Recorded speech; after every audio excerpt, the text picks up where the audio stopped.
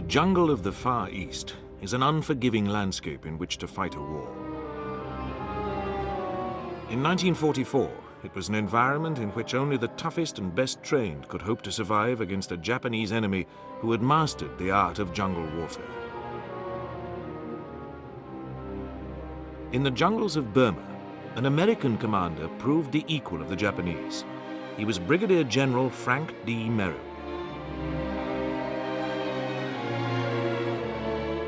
His secretly recruited force was known as the 5,307th Composite Unit, Provisional. In official dispatches, it was called by its operational codename Galahad. But the men he led became known to the world as Merrill's Marauders. The story of the Marauders was born out of a long series of humiliating defeats at the hands of the Japanese, which began in 1931. In the Chinese province of Manchuria, Japanese troops policed the railway which served Japan's mining interests. In September 1931, the Japanese faked an attempt to sabotage the railway. They blamed the Chinese. The Japanese army stationed in Korea then invaded Manchuria and seized its capital, Mukden.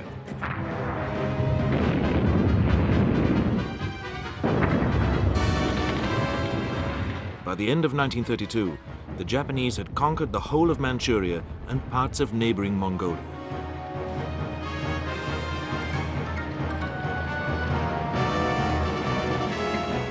Japan's sole concession to international protest was to install the last Chinese emperor, Puyi, as puppet governor and later emperor of the supposedly new independent state of Manchukuo. The League of Nations sent a team to report on Manchuria. We found that the Japanese occupation of this large part of China was not justified on the ground of self-defense, and that the new state which had been set up was a Japanese protectorate rather than a genuine case of Manchurian self-determination. The League condemned Japan as an aggressor nation. Son Excellence, Monsieur Matsuoka, délégué du Japon. I call on His Excellency, Monsieur Matsuoka, delegate of Japan.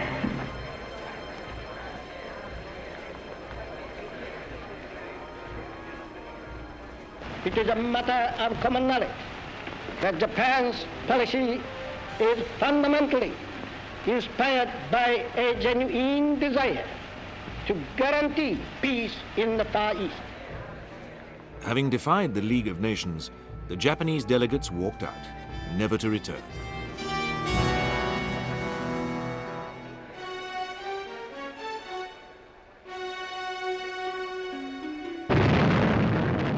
In January 1932, the Japanese fleet bombarded the port of Shanghai.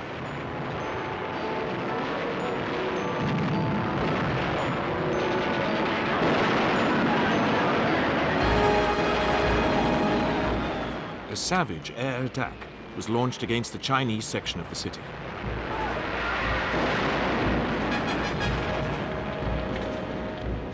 There was heavy fighting between Japanese Marines and the Chinese 19th Route Army. Eventually, it took over 75,000 Japanese troops to capture Shanghai. Shifting their campaign to northern China, the Japanese conquered an area extending south to within 15 miles of Beijing. Rallying Chinese resistance was Chiang Kai-shek, the leader of the Kuomintang, the Chinese Nationalist Party. By early 1938, the Japanese controlled China's coastline and most of its major cities. Chiang was driven west to set up a new capital at Chongqing in the province of Sichuan. His only supply link with the outside world was now the Burma Road. This ran from Lashio to the Chinese city of Kunming. In December 1937, Japanese warplanes sank a US Navy gunboat, the Panay, in the Yangtze River.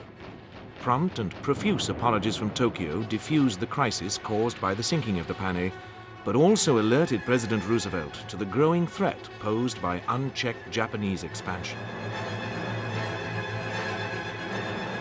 The Panay incident could not be forgotten. War between the United States and Japan became inevitable in 1941. when, in an attempt to halt further Japanese expansion, Roosevelt placed an embargo on oil exports to Japan.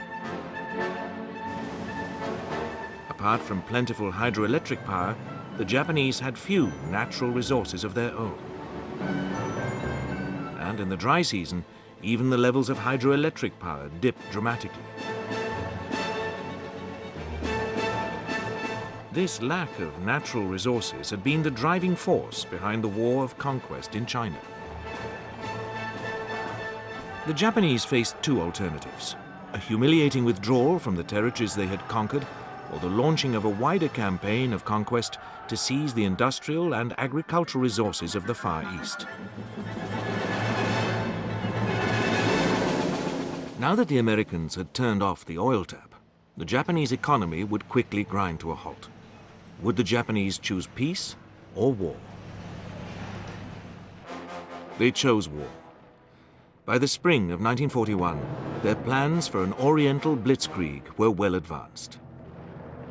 Their armies had been battle-hardened by the years of campaigning in China, and their effectiveness badly underestimated by Western military experts.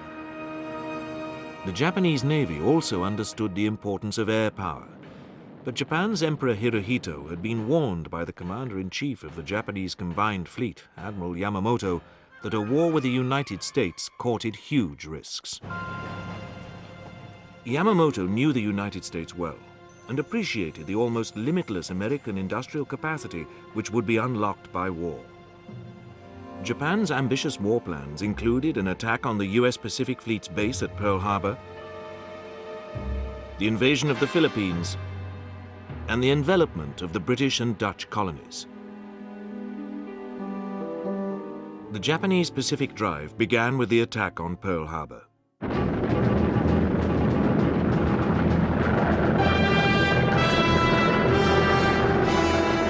Roosevelt's response was swift. That since the unprovoked and dastardly attack by Japan on Sunday, December 7, 1941, a state of war has existed between the United States and the Japanese Empire. America now began to mobilize the manpower and the industrial might about which Admiral Yamamoto had warned his emperor. But the fight back was to begin in the shadow of strategic disaster in the Pacific and the Far East. The Japanese raced down the Malayan Peninsula towards the prize of Singapore.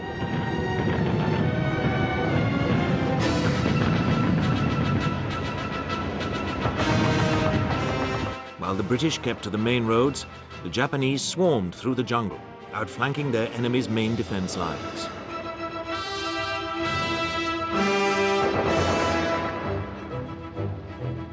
The British fell back on Singapore.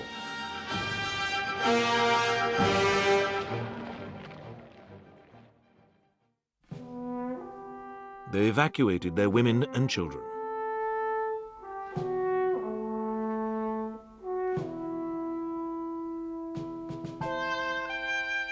Those who stayed drank from the bitter cup of British surrender on the 15th of February, 1942. 130,000 troops laid down their arms. It was the greatest disaster in British military history.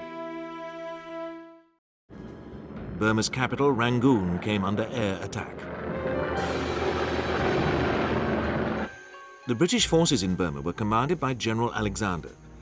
He was assisted by the American General Joseph Stilwell, commander of the Chinese 5th and 6th Armies, which had entered Burma to protect the Burma Road. Little love was lost between the British and the acerbic Stilwell, who was universally known as Vinegar Joe. While the crisis in Burma deepened, a gallant holding action was fought by the American Flying Tigers, a volunteer unit serving with the Chinese Army.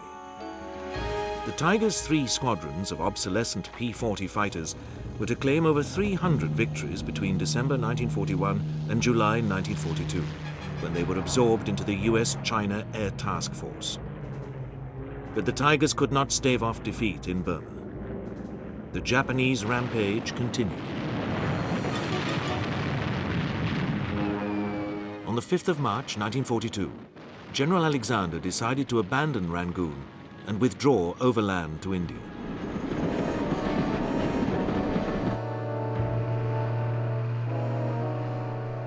The longest retreat in British military history began on roads clogged with refugees fleeing the Japanese. The Japanese took Rangoon on the 8th of March and then pursued the retreating British all the way to the borders of India. Behind them, the British left a trail of blazing oil fields and wrecked plant.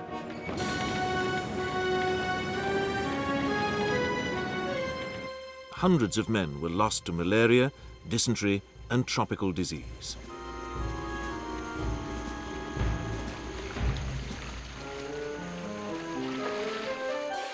Vinegar Joe Stilwell, accompanied by 18 American officers, made the retreat on foot.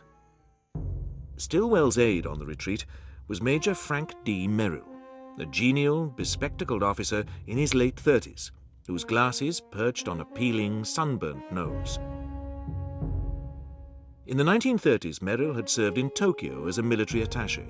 He spoke Japanese and was well grounded in the methods of their army.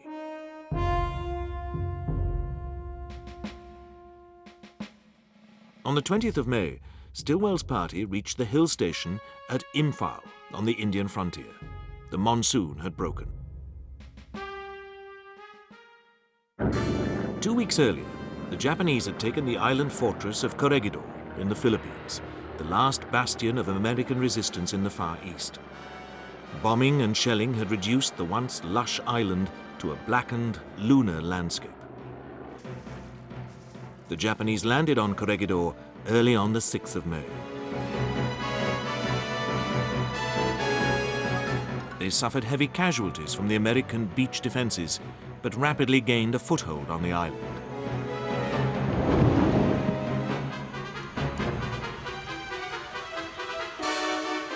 The American commander of Corregidor, General Wainwright, decided to surrender. At a meeting later that day, the exhausted Wainwright, faced with the threat that the entire Corregidor garrison would be massacred, agreed to the surrender of all remaining American forces in the Philippines. The Americans had been humbled.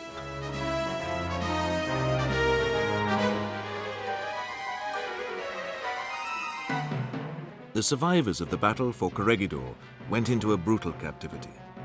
Admiral Yamamoto had fulfilled the prophecy he had made of 6 months of Japanese victory.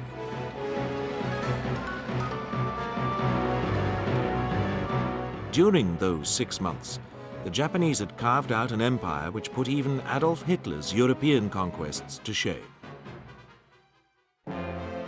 In India, Merrill was promoted to the rank of lieutenant colonel and awarded the Distinguished Service Medal for his work during the retreat from Burma. Stillwell was quoted as saying that the retreat had been as humiliating as hell. I think we should find what caused it, go back and retake Burma. But this was more easily said than done. Access to China was now only possible by way of airlift over the flanks of the Himalayas. The transports which landed at Chiang Kai-shek's headquarters in Kunming returned to Assam with a human cargo. These were Chinese troops flying to India to be trained for the reconquest of Burma.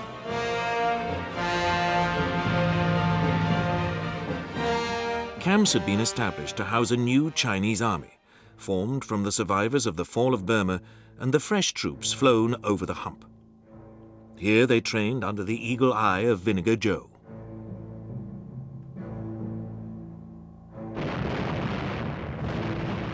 But the country in which they were to fight presented a daunting prospect.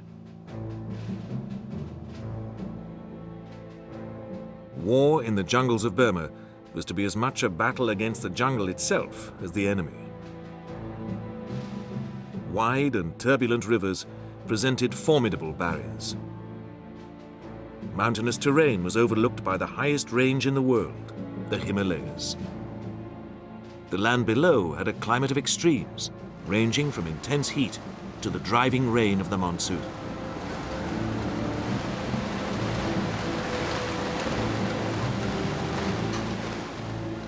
The region's swamps were a breeding ground for malarial mosquitoes.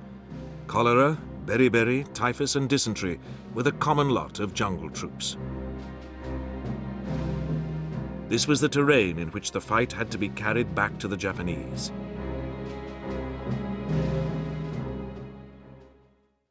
By the beginning of 1943, the British had formed a long-range penetration force to fight in the jungle behind Japanese lines. Its bearded commander was Brigadier Ord Wingate, a genius to some, a misguided military eccentric to others. The men he led were known as Chindits, a corruption of Chinthi, the stone lions which guarded the entrance to Burmese temples. In February 1943, the Chindits, officially the 77th Indian Infantry Brigade, crossed the River Chindwin into Burma. Their mission was to attack Japanese outposts, cut railway lines and blow up bridges. The Chindit supplies were to be dropped from the air.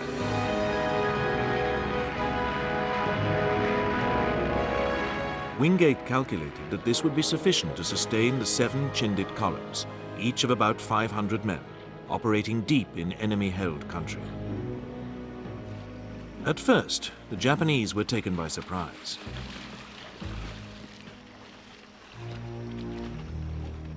But they recovered quickly and began to close in on the Chindit columns. As the Chindits pressed deeper into Burma, their lines of withdrawal came under increasing threat. On the 25th of March, Wingate ordered the columns to make their way independently back to Burma. The return march took over a month. The withdrawal turned into a nightmare. Many of the men were in a wretched physical state, racked by malaria and other tropical diseases. The wounded had to be left behind.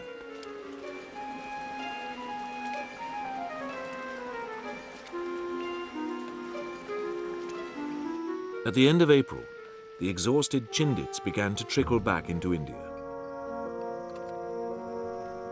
Their material achievements had been slight. Some railway lines had been cut and several hundred Japanese killed. But in terms of morale, the effect of the first Chindit expedition was incalculable. They had destroyed the myth of Japanese invincibility in the jungle. 3 months later, British Prime Minister Winston Churchill and President Roosevelt met at the Trident Conference in Quebec. At Trident, the Allied Joint Chiefs of Staff accepted Wingate's proposals for large-scale Chindit operations in support of a renewed offensive in Burma. At the meeting was Admiral Lord Louis Mountbatten, soon to become Supreme Allied Commander in Southeast Asia. Mountbatten and the Joint Chiefs also agreed to raise a force of 3,000 Americans, secretly codenamed Galahad Force, to be trained in jungle warfare. After a passage of Allied infighting, General Stilwell wrested control of Galahad Force from Ord Wingate. The man he chose to command it was Frank D. Merrill, now a Brigadier General. A veil of secrecy had been wrapped around Galahad Force. 3 weeks later, Galahad Force disembarked in the Indian port of Bombay, having picked up more volunteers in Australia and New Caledonia.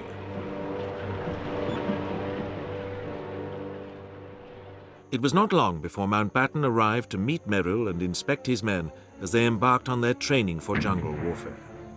Chindits were drafted in to teach Merrill's men how to fight and survive in the jungle.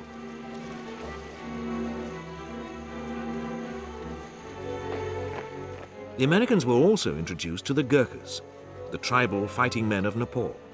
Each Gurkha carried a small, sharp knife, the kukri. If he pulled the knife from its sheath, he had to draw blood from someone, even if he had to cut himself. The Gurkhas were rightly feared by the Japanese. Like the Chindits, The Americans were trained to use mules as pack animals. As one marauder later recalled, anyone who thinks a mule on land is difficult to handle should try launching one across a 100-yard-wide river. The Marauders' pack personnel had their work cut out to learn how to get the best out of these stubborn animals, how to urge them on, and how to outsmart them. Also serving under Merrill were Nisei troops, Americans of Japanese descent. The Nisei were to play a vital role as interpreters and eavesdroppers on the enemy. Stilwell had now conceived a bold plan to re-establish land links with China by building a road to connect the Lado railhead with Kunming. The so-called Lado Road, aimed at solving China's acute problems of supply, would become something of an obsession with Stilwell. The road would have to struggle eastward against the grain of a landscape in which mountain ranges and rivers ran from north to south. Construction work on the Lado Road began in December 1942.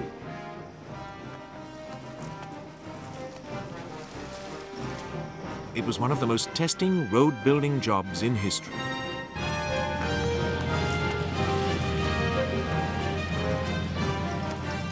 By February 1943, work on the road had stalled at the Burma-India border, halted by lack of equipment and Japanese resistance. Stilwell also planned to lay an oil pipeline alongside the Lado Road, with the aim of piping fuel from Calcutta to China. But like the Lado Road, this ambitious undertaking could be completed only when the Japanese had been driven out of northern Burma. Work on the road and the pipeline was resumed in October 1943, but its completion depended on Allied success in the field. The plans were being laid. At a secret airfield in Assam, planes and gliders were being assembled for the 1st Air Commando Force. Its commanders were Colonel Philip Cochrane and Colonel John Allison, a former Flying Tiger.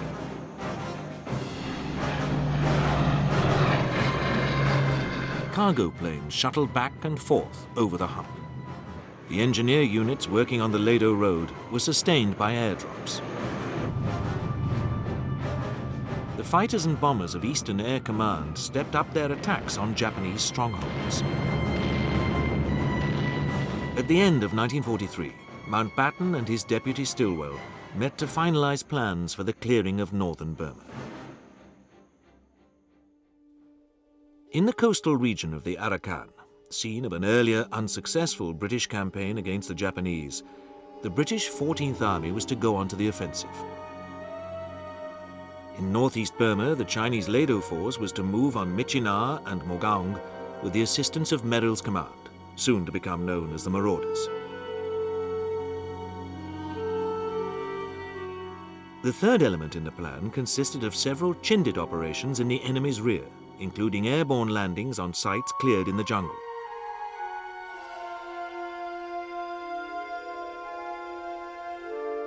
Finally, the Chinese Yunnan force was to strike from the east in a blow aimed at the vital Japanese transport hub at Myitkyina. It was a complex plan, requiring the coordination of very different forces in very difficult country against a most determined enemy. The first step was taken by 14th Army, closing on the towns of Maungdao and Buthidaung. But the Japanese launched a flank attack, codenamed Operation Z, which threatened to cut the Allied lines of communication through the Nachidauk Pass. There was a bitter fight for this vital neck of land.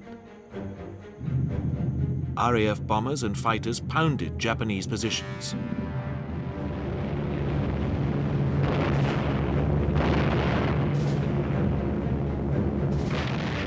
Meanwhile, British tanks clawed their way back into the Nachidauk, which the British had renamed the Okidoki Pass.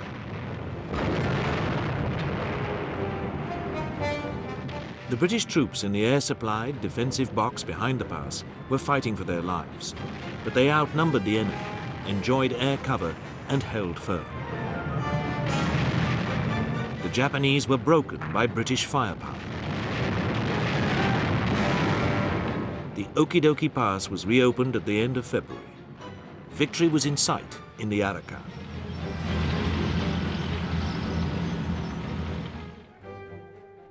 To the northeast, Lado Force began its advance on the Japanese forces covering Myitkyina and Mogaon.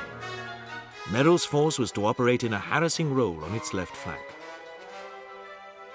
Merrill's Marauders had already had their baptism of fire. Early in 1944, Stilwell had employed them on the eastern flank of a Chinese offensive in the Hukaung Valley, on the distant approaches to Myitkyina. In the fighting which lay ahead, the Marauders would find welcome allies in the Kachin tribesmen of northern Burma. The Kachin had suffered at the hands of the Japanese and were thirsting for revenge. These men of the hills were to prove superb guides and loyal allies to the Marauders. On the 24th of February 1944, the Marauders went to war. Their mission was to push south, down the Hukaung and Mogaon valleys. Ahead of the Marauders lay 2 months of hard combat in extreme conditions.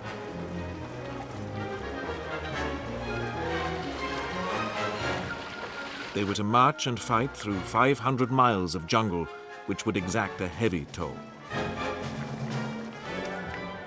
Blocking the Marauders' path was the experienced Japanese 18th Division, commanded by General Shinchi Tanaka. While the Chinese hammered away at the enemy front, the Marauders thrust deep into the jungle in flanking actions behind the Japanese lines. The campaign saw the first pitched battles between American troops and the Japanese on the Asian mainland. In 2 major missions, the Marauders had marched and fought through 500 miles of exceptionally harsh country. The Marauders had come to terms with the jungle and had vindicated Wingate's tactics of air supply.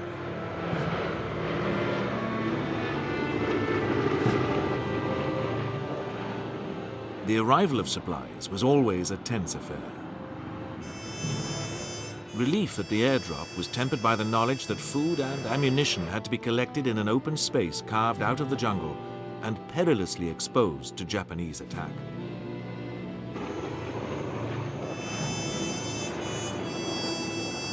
Everything from blood plasma to 75mm howitzers and their ammunition had to be delivered by air. Without this, there could be no campaign in the jungle.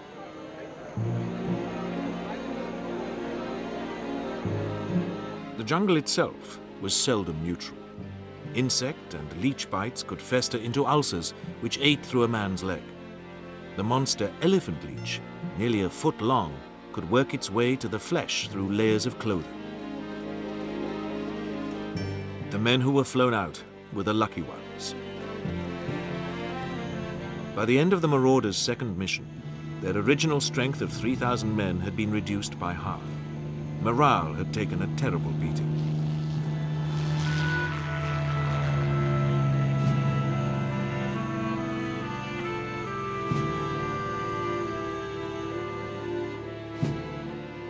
But there was still time to snatch brief moments of rest and relaxation with the Marauders' Kachin allies.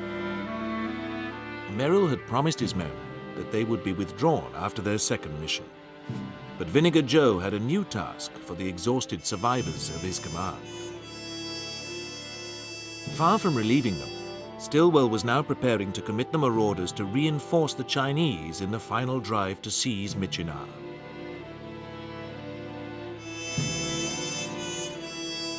There was only a short time left for impromptu dances with the friendly Kachin.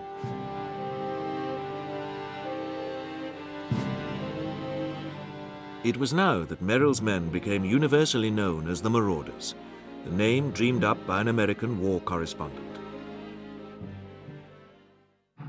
The supply planes droned overhead to deliver their weapons canisters. The Marauders viewed their third mission with foreboding. They had been given little time to rest and recuperate. Their ranks had been thinned by disease. For many Marauders, the drive on Myitkyina demanded more than they could now deliver. For Merrill, the advance on Myitkyina also threatened to be a mission too far. During the Marauders' second operation, he had suffered a heart attack, which had forced him to hand over operational control to Colonel Hunter. He was still recovering when the Marauders' third mission was launched at the end of April 1944. Merrill told the OSS men serving with him, his battalion commanders and the Chinese liaison officers, that a great prize awaited them at Myitkyina. The Marauders set off in 3 columns, codenamed H, K, and M. They had been trained in jungle warfare, but now they had orders to capture a major town. The march to Myitkyina began with a grueling trek over the 6,000-foot Kumon Range. The monsoon was also to break early. The march was exhausting to the men and their mules. No one knew from which quarter a Japanese counterattack might suddenly erupt from the jungle. It was a war of sudden actions against a hidden enemy. A Japanese outpost is detected ahead.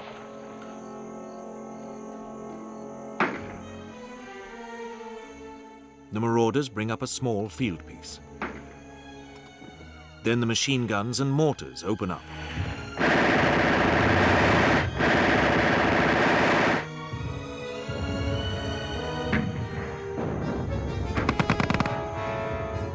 The Marauders move in for the kill. Another Japanese nest has been wiped out. Many more awaited the Marauders on the march to Myitkyina.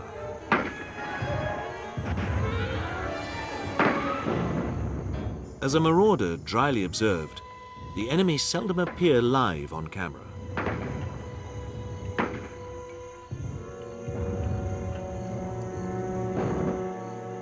The Japanese were no longer masters of the jungle they had conquered. They were now suffering in this pitiless war fought silently and at close quarters.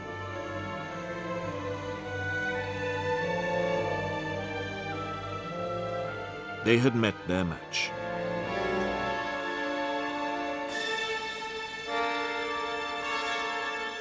This Japanese bullet had come close. This one, even closer.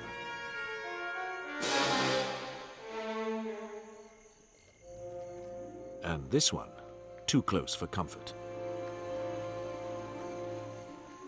The evacuation of the wounded in the jungle was back-breaking work. But the advance had to be maintained. Many of the Marauders were already close to breaking point. Isolated Japanese patrols attempted to escape by river. Few of them made it. Men and mules fought and slithered their way through the jungle. Both were exhausted. Their mules' fetlocks ran with blood from maggot-infested sores. By now, every marauder had lost at least 25 pounds in weight.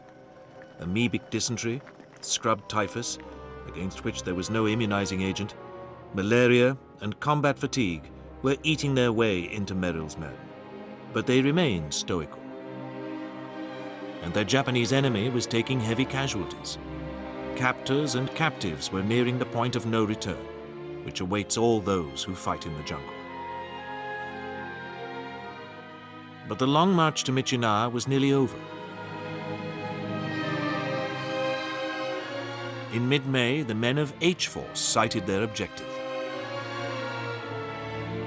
Below them, the target, with its vital airfield, had already been reconnoitered by the Kachin guides and OSS men. The Japanese had been taken by surprise.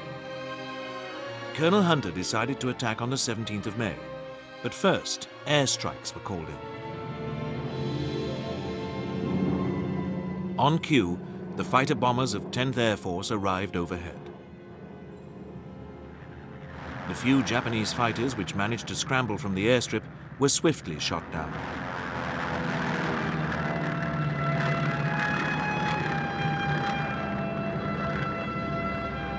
Hard-won Allied air superiority proved vital. The Japanese no longer controlled the jungle or the skies above.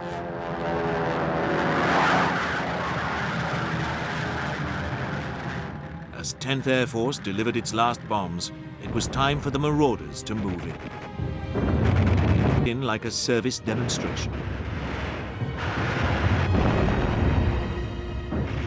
As soon as Colonel Hunter considered his hold on the airstrip secure, he sent the prearranged code signal, Merchant of Venice, to bring in glider-borne reinforcements. It had been feared that the Japanese might attempt to put the airfield out of action, so aviation engineers had been placed on standby. But Hunter had radioed that the strip was in good condition. Hunter needed a quick injection of infantry and supplies so that he could move on Myitkyina before the Japanese could rush in their own reinforcements. But when the gliders came in, they contained anti-aircraft units. What seemed like a sensible precaution at the headquarters of the India-Burma Army Air Force was to result in a prolonged and bloody struggle for Myitkyina.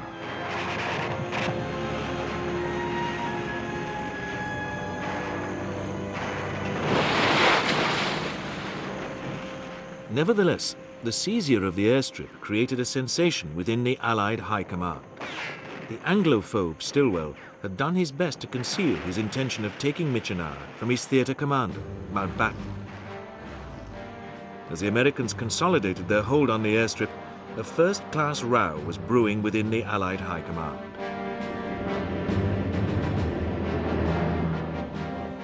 Meanwhile, Wingate's Chindits were on the move. Colonel Phil Cochrane's No. 1 Air Commando was to fly the Chindits 77th Brigade into a cleared strip of jungle, codenamed Broadway, deep behind enemy lines. Each of Cochrane's Dakotas towed 2 gliders. The men they carried were to have a bumpy landing at Broadway.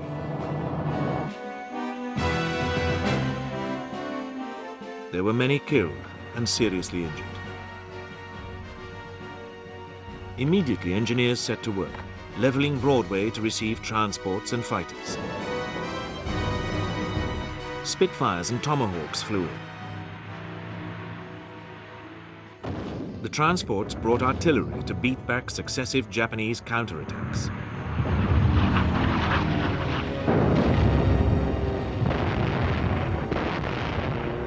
While air battles raged over Broadway, the Chindits established 2 more jungle strongholds. One of them, codenamed White City, lay astride the railway to Myitkyina.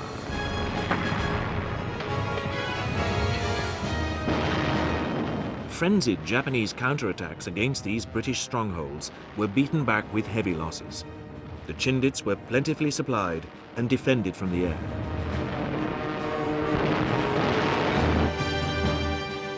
But on the evening of the 24th of March, the Chindits lost their inspirational commander when the aircraft in which he'd been visiting the front line crashed into a mountain ridge.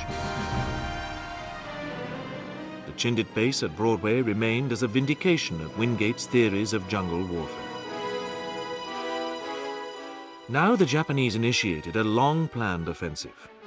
On India's northeast frontier, 2 divisions drove on the hill station at Imphal.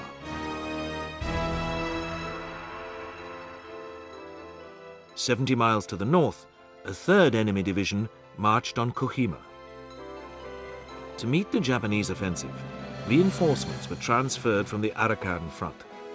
Once again, Allied airlift capacity was to prove vital. At Kohima, the British and Indian garrison clung on by their fingertips. At the end of April, with the monsoon looming, the Chindits abandoned White City and Broadway. Many were evacuated, and those who remained were moved north and placed under the command of Vinegar Joe Stilwell. There was no respite for these men. They were ordered to take the heavily defended town of Mogaung to the west of Myitkyina. The battle for Mogaung lasted 16 days. When the town fell, Stilwell's headquarters gave the credit to Chinese troops. The Chindit commander, Colonel Mad Mike Calvert, signaled Stilwell, "The Chinese having taken Mogaung, the 77th Brigade is proceeding to take umbrage." Stilwell was to prove just as ruthless with the Marauders at Michinar. The failure fully to exploit the early capture of the airfield led to a siege of the town as the Japanese funneled in reinforcements. The Marauders were at the end of their tether. They had been promised that they would fight in Burma for only 3 months, but 6 months had now passed and there seemed no end to the fighting.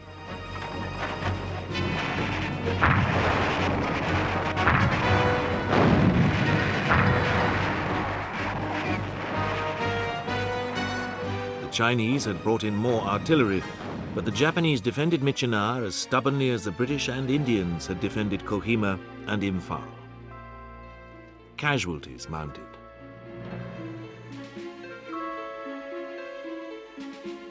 Eight out of every 10 Marauders were stricken with dysentery. Up to 100 sick men were being airlifted out every day. Men were falling asleep at their posts. Their commander, Frank D. Merrill, had succumbed to another heart attack.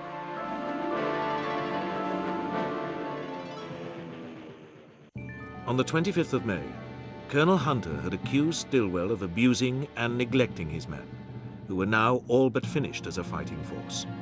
Hunter urged Stilwell to disband the Marauders. Unwilling to make an exception of the Marauders, Stilwell ordered the rear area hospitals to be combed for replacements. Convalescents were sent back to the front in the face of protests from the doctors treating them. But Stilwell would not relieve the Marauders. The Marauders were mired in the mud of Michinar until it was taken at the beginning of August 1944. When the town fell, only about 200 of them remained in the area. A month earlier, Mountbatten had clashed with Stilwell over the harsh demands his subordinate had made on the exhausted Chindits. But Mountbatten could not save the Marauders.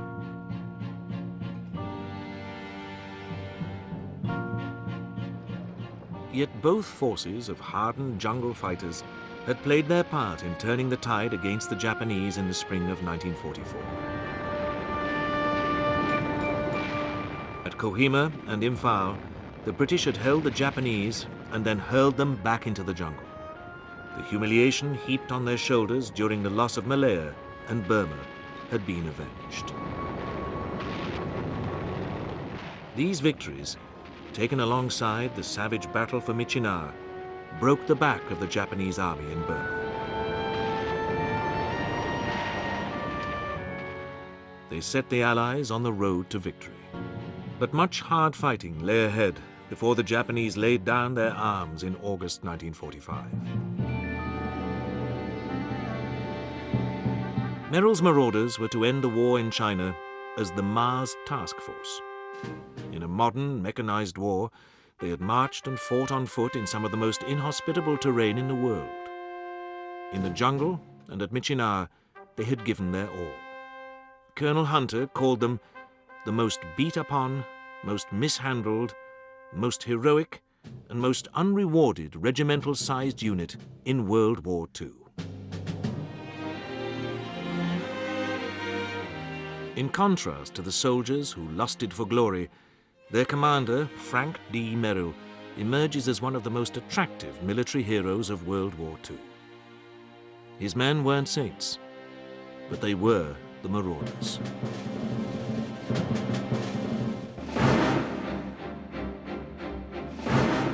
What kind of violence created Switzerland's tranquil scenery, and where is our climate leading us to another ice age?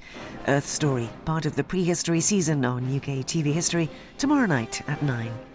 Coming up on History Next, Hitler's death, the final report.